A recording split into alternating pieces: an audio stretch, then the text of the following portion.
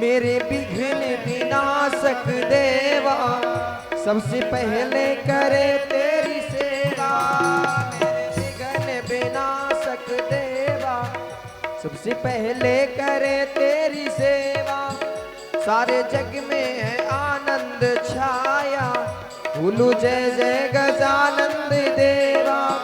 बाजे सुरी और ताल, तेरा गुण गाए संसार। बाजे सुरी और तेरा गुण गाए संसार। प्रभु घुंघरू की खन खन आ जाना, आ जाना मेरे लाडले गणेश प्यारे प्यारे। थोड़ा मैया के आंखों के तारे, मेरे लाडले गणेश प्यारे प्यारे। थोड़ा मैया के आंखों के तारे। दिवा सभा बीच तुम्हें आ जाना, आ जाना मेरे लाडले गणेश प्यारे प्यारे। थोड़ा मैया के आंखों के तारे, मेरे लाडले गणेश प्यारे प्यारे।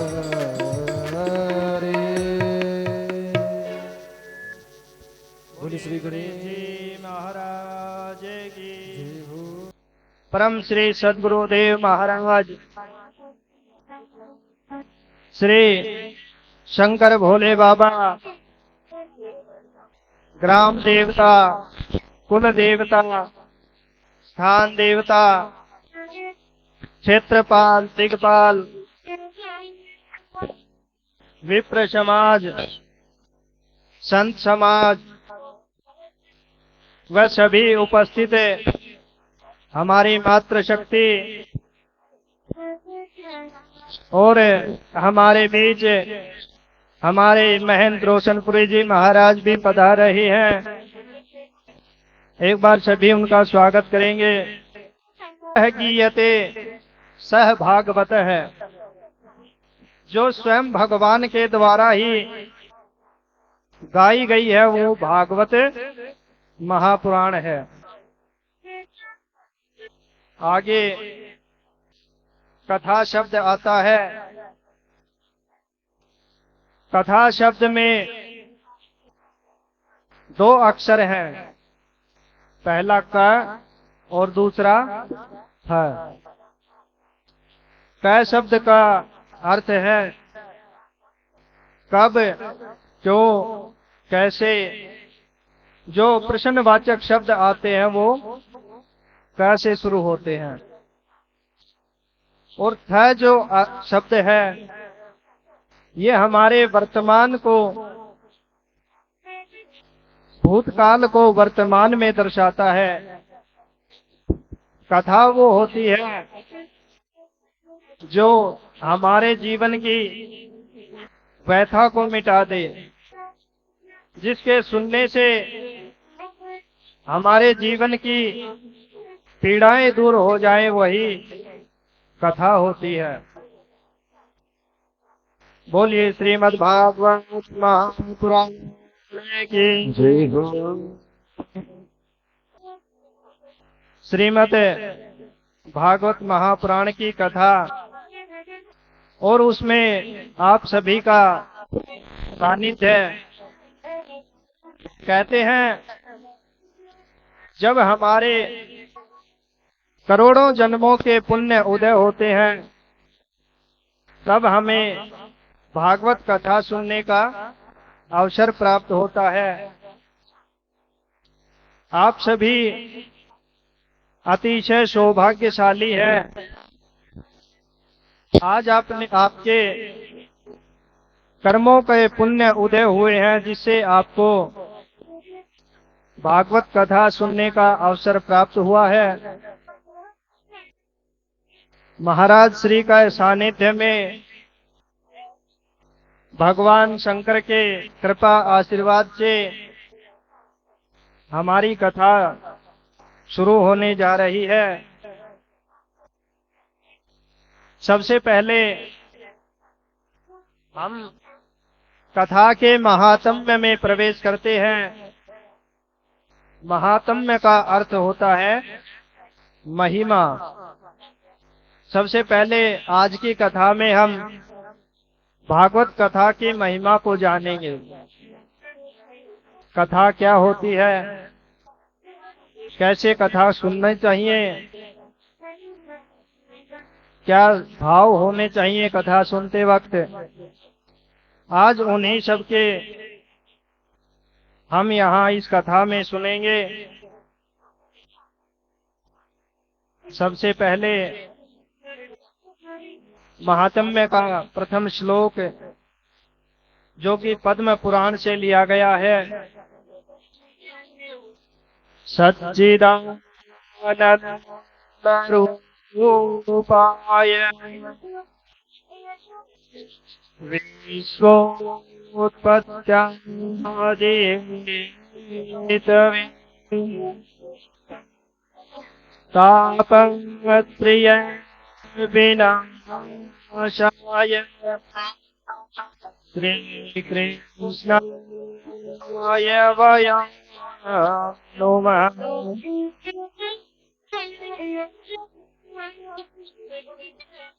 सच्चिदानंद रूपाय,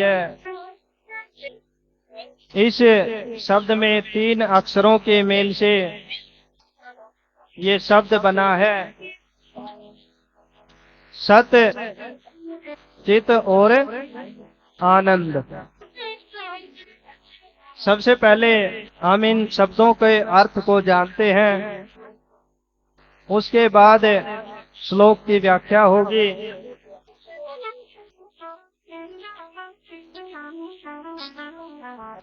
सबसे पहले शब्द आता है सत्य। सत्य किसे कहते हैं? सत्य कहते हैं सत्य को, जो हमेशा सत्य है। और सत्य का एक दूसरा अर्थ होता है समान, जो हमेशा सत्य है और जो एक समान रहता है।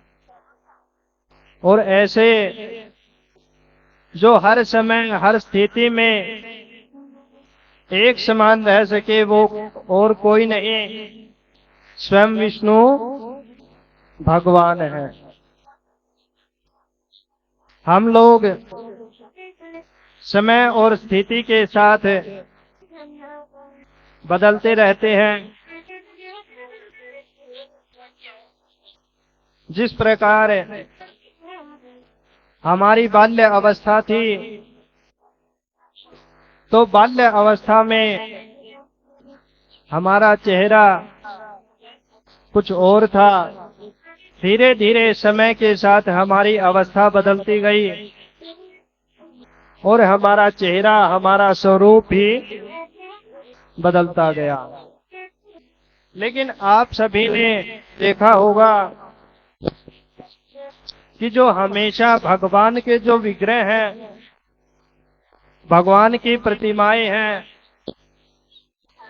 जहां कहीं भी आपने देखा है, वो प्रतिमाएं हमेशा एक अवस्था की ही दिखाई देती है।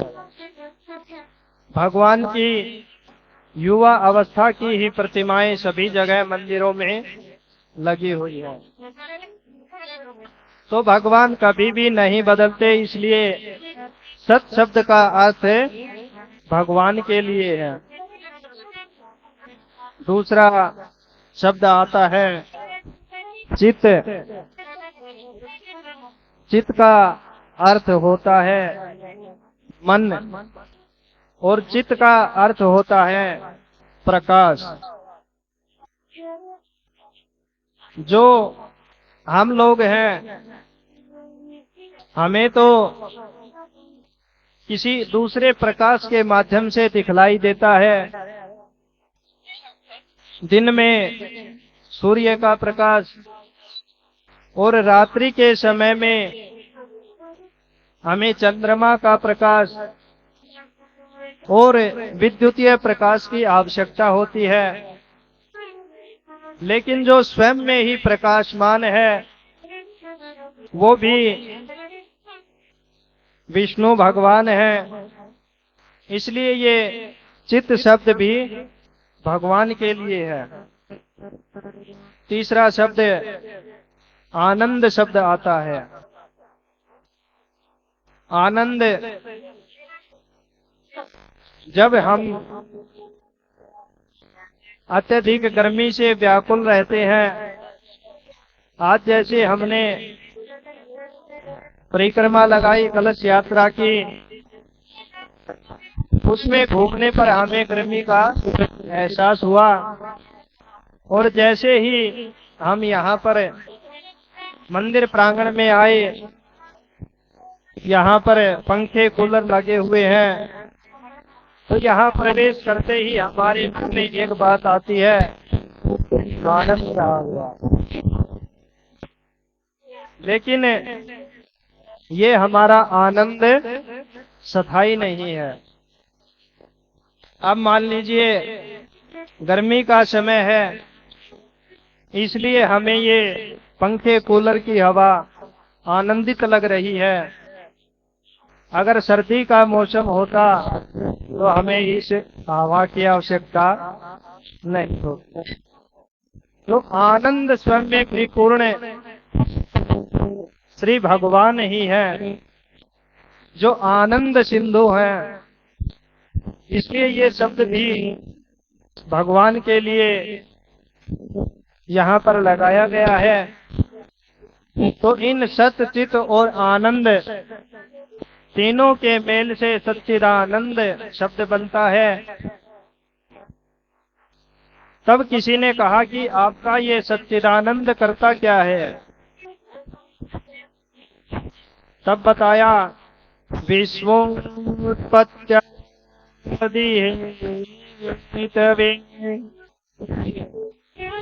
कि हमारे जो सच्चिदानंद भगवान हैं, वो हमारे विश्व की विश्वोत्पत्त्यादि यानी कि विश्व की उत्पत्ति, और किसी शब्द के साथ आदि शब्द अगर लग जाता है तो उस शब्द के साथ और भी शब्द जुड़े होते हैं। तो उत्पत्ति के साथ साथ यहाँ पर उत्पत्ति, पालन और संहार शब्द भी यहाँ पर जुड़े हुए हैं। जो समय आने पर हमारी उत्पत्ति करते हैं, हमारा पोषण करते हैं, और समय समय पर संहार भी करते हैं। और ये कार्य, ये तीनों कार्य भी स्वयं भगवान ही कर सकते हैं। ये तीनों एक साथ तीनों कार्य हम नहीं कर सकते। मान लीजिए हमने कोई वृक्ष लगा दिया, वृक्ष लगा दिया, वो उसकी उत्पत्ति हो गई, उसको पोषण करना, उसको जल देते हैं, सींचते हैं, ये उसका पोषण हो गया। लेकिन हम उत्पत्ति कर सकते हैं, पोषण कर सकते हैं।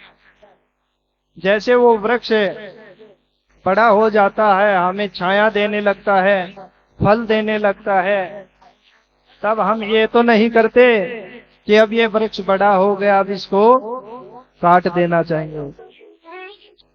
कहने का अर्थ है, जिसको हम पालते हैं, पैदा करते हैं, उसका संहार हमें नहीं कर सकते। ये कार्य भी स्वयं भगवान कर सकते हैं। फिर पूछा कि आपके सच्चिदानंद और क्या क्या करते हैं? तब बताया, तापत्रय विनाशाय श्री कृष्णाय वयं नुमः। ये हमारे तीनों तापों को मिटाने वाले हैं। तीन ताप कौन कौन से होते हैं? हमारे सभी के जीवन में तीन ताप होते हैं। दैहिक, दैविक, भौतिक ताप, राम राज नहीं काहू व्यापा। दैहिक, दैविक, भौतिक ताप, राम राज का हो नहीं व्यापार। श्री राम जय राम जय जय राम, श्री राम जय राम जय जय राम, श्री राम जय राम जय जय राम, श्री राम जय राम जय जय राम। कौन कौन से ताप होते हैं? दैहिक ताप, दैविक ताप और भौतिक ताप। दैहिक ताप वो होते हैं जो हमें हमारी देह से मिलते हैं। जैसे किसी को बुखार हो गया, सर्दी हो गई, जो देह से हमें पीड़ा मिलती है वो दैहिक ताप कहलाती है। दूसरा दैविक ताप। दैविक ताप वो होते हैं जो हमें दैवीय शक्तियों द्वारा प्राप्त होते हैं। जैसे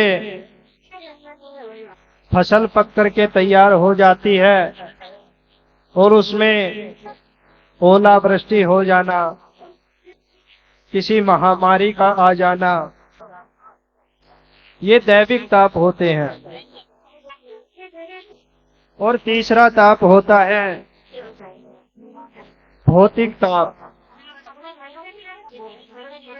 जो हमें ग्रहों के प्रभाव से और भौतिक सुख साधनों से जो हमें पीड़ा मिलती है वो भौतिक ताप कहलाता है।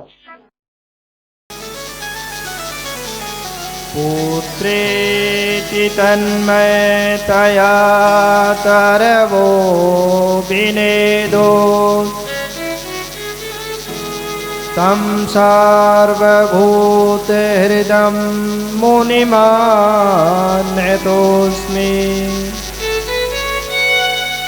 दूसरे श्लोक में श्री सुखदेव जी महाराज को प्रणाम किया गया है। बोलिए सुखदेव महाराज की जय।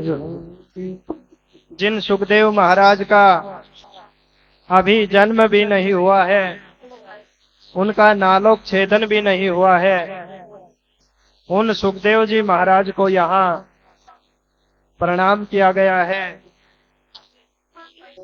जैसे ही सुखदेव महाराज ने अपनी माता बीटिका देवी के गर्भ से जन्म लिया, 12 वर्ष की अवस्था में उन्होंने माता के गर्भ से जन्म लिया और जन्म लेते ही 4 वर्ष अपनी योग माया से बढ़ा लिए। 16 वर्ष की आयु अपनी स्थिर कर ली। 16 वर्ष की आयु स्थिर करके श्री सुखदेव जी महाराज वन की ओर निकल गए। उनके पिता श्री महर्षि व्यास जी उनके पीछे पीछे जाने लगे।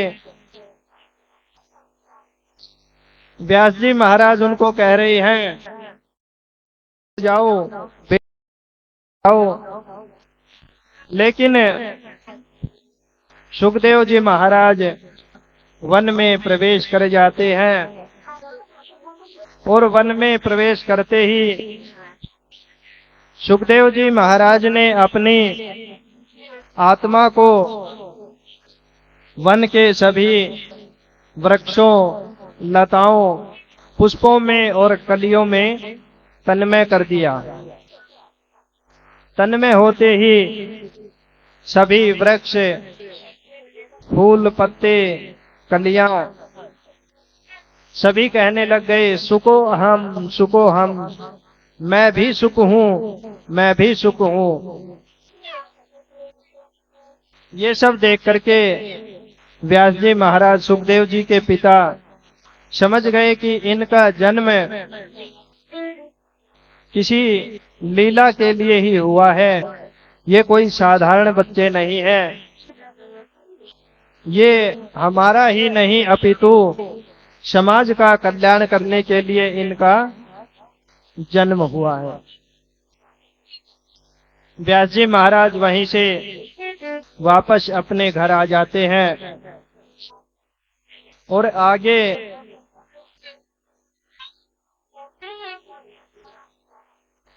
बाद में व्यास जी महाराज सुखदेव जी को कुछ समय बाद अपने पास बुला करके श्रीमद् भागवत का पान उनको करवाते हैं।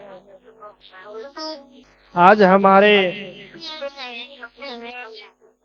महात्म्य में तीसरे श्लोक में बताया गया कि नैमिषारण्य क्षेत्र में 88,000 शौनकादि ऋषि दीर्घकालीन यज्ञ का संकल्प करके बैठे हुए। नैमिषेषु उत्तमासीनाम् अभिवादि मामति कथा अमृत्र स्वाद कुशल सोन को प्रवीण। 88,000 शौनकादि ऋषि दीर्घकालीन यज्ञ का संकल्प करके नैमिषारण्य क्षेत्र में बैठे हुए हैं। दिन भर तो यज्ञ कार्य करते हैं, लेकिन रात्रि के समय में यज्ञ करना निषेध होता है। इसलिए शौनकादि ऋषि विचार कर रहे हैं कि कोई ऐसा महान पुरुष आए जो हमें संध्या काल में सूर्यास्त के बाद भगवान की कथा का रसपान करवा दे, जिससे हमारा सूर्यास्त से लेकर के सोने का जो समय है वो भी भगवान के संकीर्तन में लग जाए। ऐसा विचार कर रहे थे। तभी वहां पर सूत जी महाराज का आगमन होता है। बोलिए सूत जी महाराज की जय हो। अज्ञान ध्वंत विद्वांस कोटिषु सूर्य प्रभाव सूताख्याहि कथा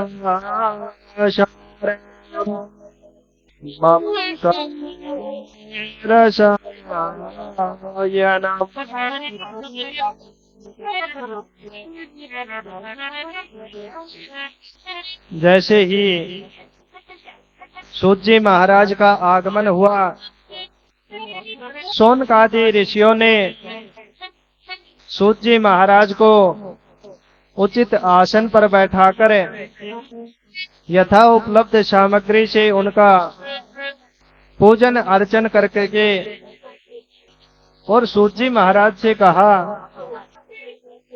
कि आप हमें कोई भगवान की ऐसी कथा सुनाइए, कोई ऐसा कथा का सार बताइए जो सभी के लिए कल्याणकारी हो। अब यहाँ पर शौनकादि ऋषियों ने कथा नहीं पूछी है, अपितु कथा का सार पूछा है।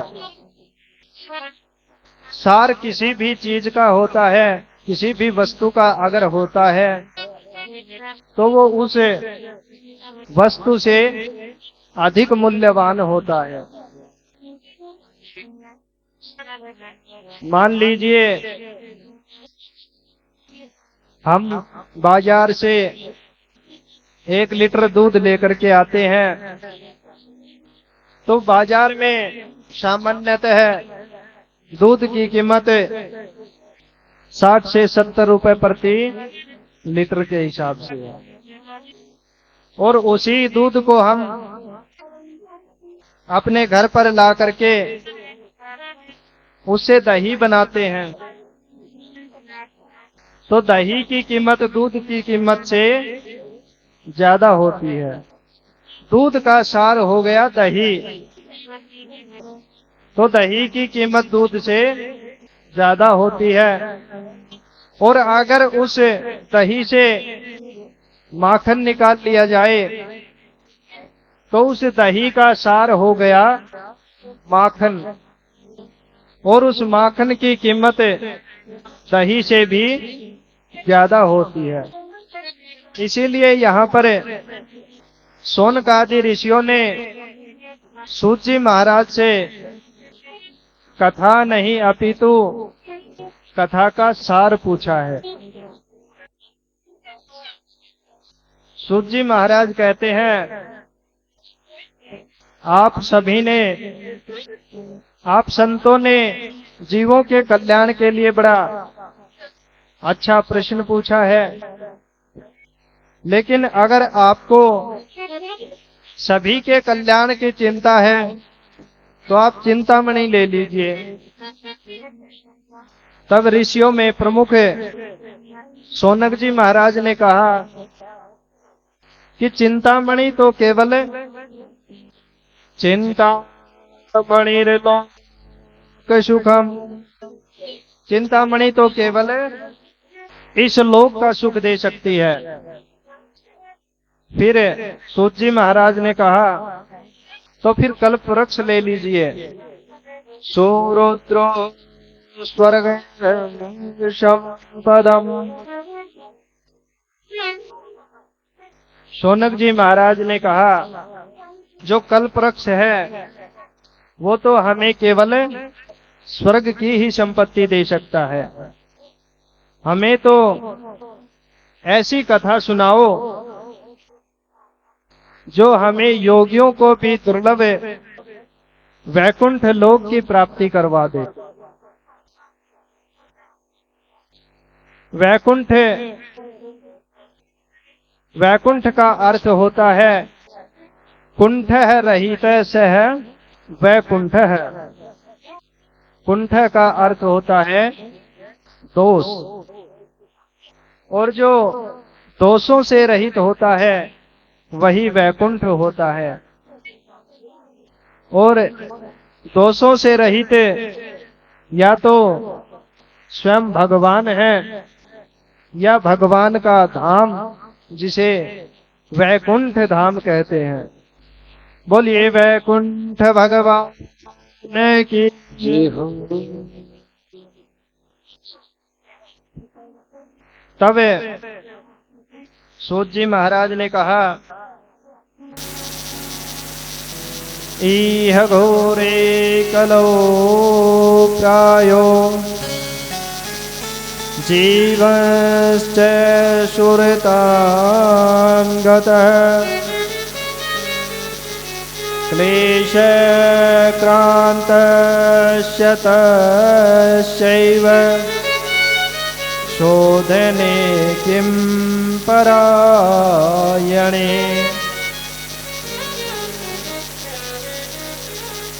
सोनकादि ऋषियों ने सूत जी महाराज से पूछा, इस घोर कलिकाल में जीव आसुरी स्वभाव के हो गए हैं और उनकी बुद्धि जो है मंद हो गई है, सभी मंद बुद्धि के हो गए हैं और सभी हमेशा क्लेशों में लगे रहते हैं। उनके कल्याण के लिए कोई साधन बतलाइए। तब सूत जी महाराज ने कहा,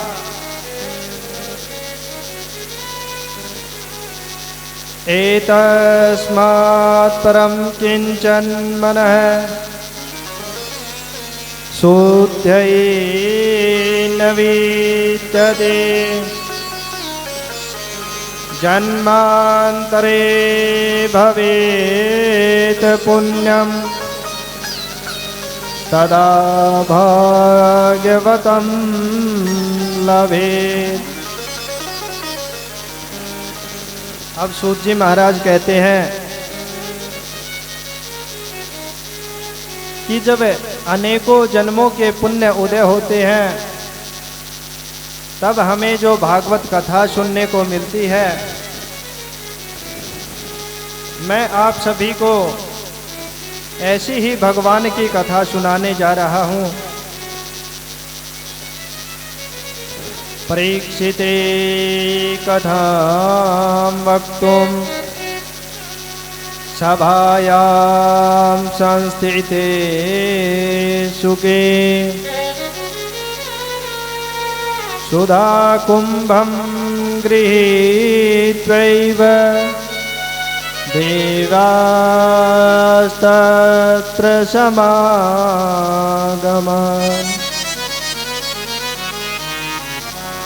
सूत जी महाराज कहते हैं जो कथा सुखदेव जी महाराज ने राजा परीक्षित को सुनाई थी, वही कथा मैं आपको बताऊंगा। जब सुखदेव जी महाराज राजा परीक्षित को कथा सुनाने जा रहे थे, परीक्षित महाराज को एक ब्राह्मण पुत्र से श्राप मिला था कि तक्षक नाम के सर्प के डसने से उनकी मृत्यु होगी। तब परीक्षित जी महाराज को सुखदेव जी महाराज इस कथा का रसपान करवाते हैं। श्री हरिदास हरि की कथा सुनाने वाले, हरि की कथा सुनाने वाले, तुमको लाखों प्रणाम, तुमको लाखों प्रणाम। हरि की कथा सुनाने वाले, प्रभु की राह बताने वाले, तुमको लाखों प्रणाम, तुमको लाखों प्रणाम। हरि की कथा सुनाने वाले, प्रभु की राह बताने वाले, तुमको लाखों प्रणाम, तुमको लाखों प्रणाम, तुमको लाखों प्रणाम। वहाँ पर अमृत का कलश लेकर के आते हैं और सुखदेव महाराज से कहते हैं कि आप ये अमृत का कलश ले लीजिए और इस अमृत कलश के बदले हमें भगवान की कथा सुना दीजिए, क्योंकि स्वर्ग लोक में भी भगवान की कथाओं का अभाव है। भगवान की कथाएं केवल भारतवर्ष में ही कही जाती हैं। जैसे ही देवता अमृत का कलश लेकर के आते हैं तो सुखदेव जी उनको अमृत कलश के बदले भी भगवान की कथा सुनाने से इनकार कर देते हैं। क्यों इनकार कर देते हैं? कहते हैं अगर आप लोग भगवान की कथा के परम रसिक श्रोता होते, सच्चे मन से अगर आप भगवान की कथा सुनने के लिए आते तो मैं आपको कथा सुनाता, लेकिन आप यहाँ कथा सुनने के लिए नहीं अपितु व्यापार करने के लिए आए हैं। कोई भी चीज अगर हम किसी को दे करके उसके बदले दूसरी चीज लेते हैं तो वो एक व्यापार ही माना जाता है। तब श्री सुखदेव जी महाराज ने कहा कि आपके इस तुच्छ से अमृत के लिए मैं भगवान की अमृतमयी कथा का रसपान आपको नहीं करा सकता। तो ये भगवान की कथा इतनी श्री राधे। और किसी भाई की है स्कूटी की चाबी, इसमें घर की भी चाबी है, किसी भी भाई की है चाबी अगर गिर गई हो यहाँ पर तो मंच से आकर के प्राप्त कर लें। घर की चाबी भी है, स्कूटी की भी है, तो आकर के वो यहाँ मंच से प्राप्त कर लें। जय श्री राधे।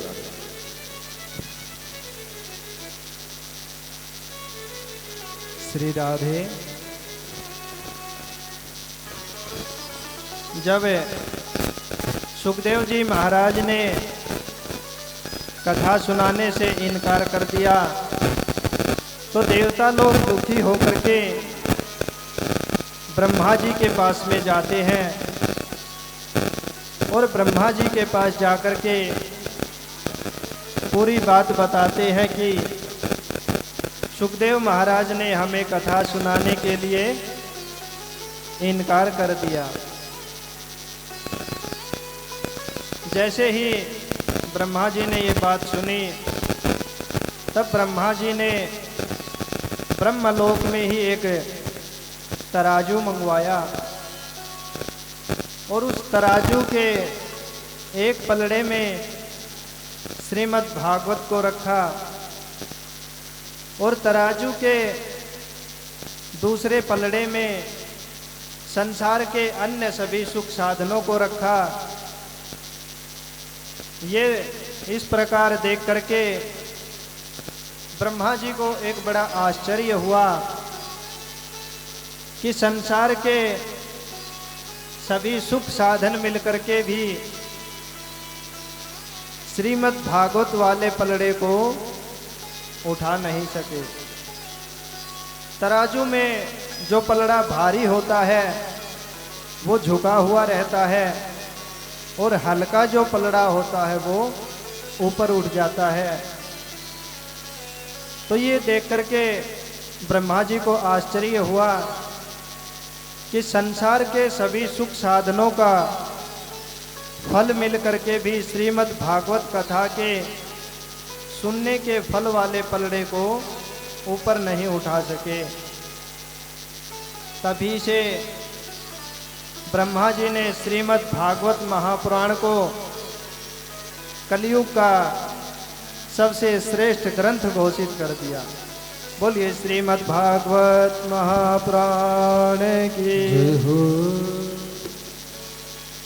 श्रीमद् भागवत कथा को कलयुग का सबसे श्रेष्ठ ग्रंथ घोषित कर दिया। तब सूत जी महाराज ने कहा कि सबसे पहले जो कथा शौनक आदि ऋषियों से नारद जी ने सुनी थी वो प्रसंग मैं आपको बताता हूँ।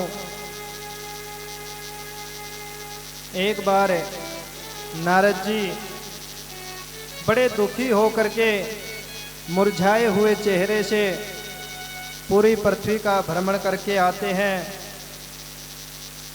अहम तो पृथ्वीं यातो ज्ञात्वा सर्वोत्वामिति।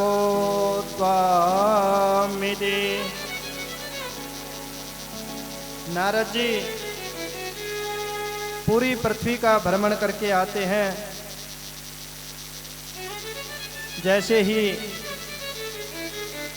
बद्रिका आश्रम के पास पहुंचते हैं वहां पर सनकादिक ऋषियों से उनका मेल होता है। सनकादिक ऋषि नारद जी से पूछते हैं कि नारद जी आपका चेहरा तो हमेशा हंसता खिलता रहता है, फिर आज आपका चेहरा मुरझाया हुआ क्यों है? कथम ब्रह्मन्दी मुखः कुतश्चिन्तातुरो भवान् तौरितं गम्यते कुत्र कुतश्च गमनं तव। हे नारद जी, आपका चेहरा तो हमेशा खुशी से प्रफुल्लित रहता है। फिर आज आप इतने मुरझाए हुए चेहरे से कहां पर भ्रमण कर रहे हैं? नारद जी ने कहा, अहम तो पृथ्वीं व्यातो ज्ञात्वा सर्वोत्मामिति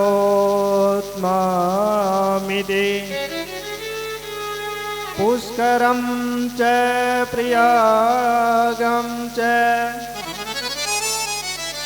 काशीं गोदावरीं तथा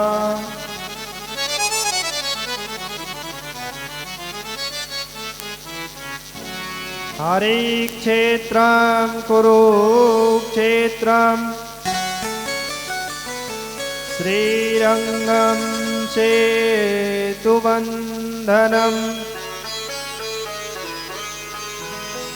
एवमादिषु तीर्थेषु ब्रह्ममाणैतस्ततः।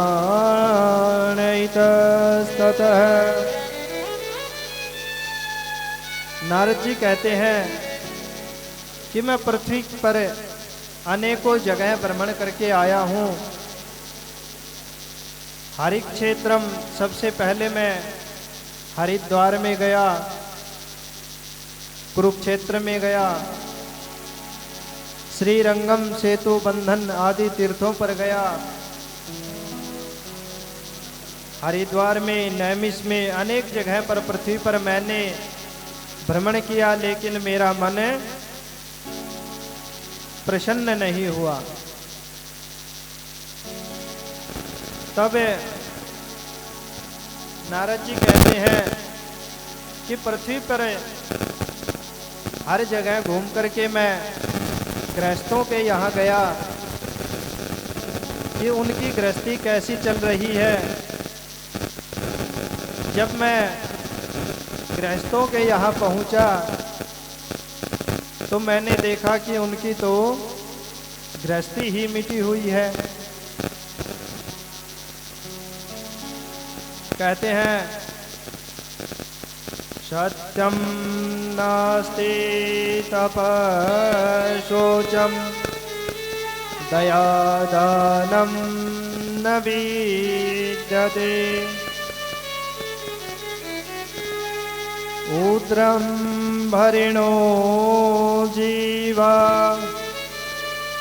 वराकाकूटभाषिणः। कहीं पर भी पूरी पृथ्वी पर मुझे सत्य दिखलाई नहीं दिया। कोई भी सोचाचार की क्रिया को नहीं जानते, तपस्या को कोई नहीं जानता। और गृहस्थी लोग तो ऐसे हो गए हैं, तरुणी प्रभुता गे। गृहस्थों के यहाँ स्त्रियों की प्रधानता हो गई है। स्त्रियां प्रधान बनकर गृह कार्य करने लगी हैं और पुरुष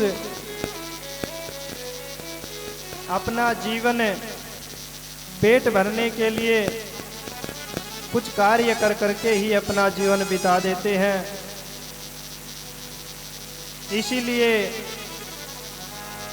मंदाशु मंदमतयो, इसीलिए उनका भाग्य मंद हो गया है।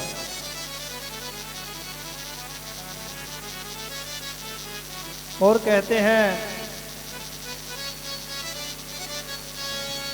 कि गृहस्थों को देख करके मैं थोड़ा और आगे गया, वहां पर पाखंड निरता संतो, पाखंडी लोग संतों का भेष धारण कर करके घूम रहे हैं। ऐसे भी इस संसार पर जीव हैं जो पाखंडियों का भेष, पाखंडी हैं और संतों का भेष बना करके घूमते हैं। तो उनको देख करके भी मेरा मन बड़ा दुखी हुआ ये सब देख करके मैं श्री कृष्ण भगवान की नित्य लीला सुथली यमुना तट पर गया। जैसे ही मैं यमुना नदी के तट पर पहुंचा तो वहां जाकर के मैंने देखा, एक बड़ा ही विचित्र आश्चर्य मैंने देखा कि एक युवा स्त्री वहां पर बैठी हुई है, दो वृद्ध पुरुष उनके पास लेटे हुए हैं और कुछ कमल नयनी स्त्रियां उनकी उस स्त्री की सेवा में लगी हैं। उन सबको देख करके मैंने सोचा कि इस स्त्री के पास चलना चाहिए, लेकिन नारद जी गृहस्थी नहीं है, उन्होंने गृहस्थी नहीं बसाई है। एक बार नारद जी को पहले भी स्त्री के लिए नर से वानर रूप धारण करना पड़ा था, इसलिए नारद जी विचार कर रहे हैं कि एक बार मैं पहले ही वानर रूप धारण कर चुका हूं, अब मुझे फिर स्त्रियों के चक्कर में नहीं आना चाहिए। ऐसा विचार करके नारद जी वहां से जाने लगे। तभी वहां पर उस स्त्री ने कहा नारद जी से, भो भो साधो क्षणं तिष्ठ है। अरे महात्मा जी, आप कहाँ जा रहे हैं? कुछ क्षण के लिए आप यहाँ पर रुक जाइए। नारद जी उस स्त्री के पास जाकर पूछते हैं, काशी तुम कौन हो? और का इमौ च, और ये दो वृद्ध आपके पास लेटे हुए हैं, ये कौन है? का नार्या पदम लोचना मत्सेवार्थम समागता।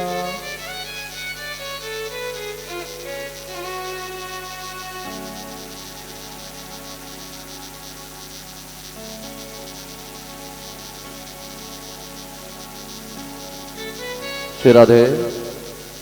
बोलो बाके बिहारी सरकार की जय। और ये बड़े गर्व की बात है